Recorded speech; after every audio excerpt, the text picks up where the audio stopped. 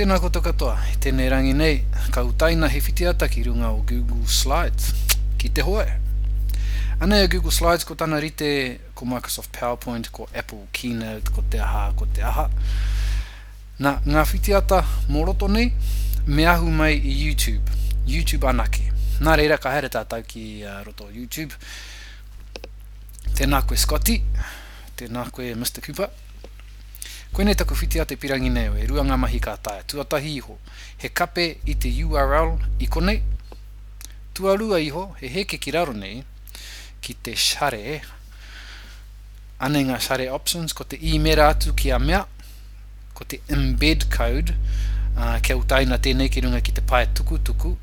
Tēnei rangi nei ko te share tātātau I pirangi nei, kei ko nei te URL ka kape au I tērā, kape, ka hoki au, ki taku Google Slide. Tahi ka whakaurungia taku whitiata. Insert whitiata. Nā, ka paste ngia atu taku URL ki konei ka tae hoki te kimi I te whitiata I runga o YouTube. Hoi anō, kai te mui hoki au ki te whitiata I pirangi nei au. Paste tanga. Ara taku whitiata ka select. Tahi ka takoto taku whitiata I runga I aku kupu. Ara tērā I tāko I pirangi nei. Nā reira ka tō iho te whitiata ki raro kia kitea ngā kupu me te whitiata hoki.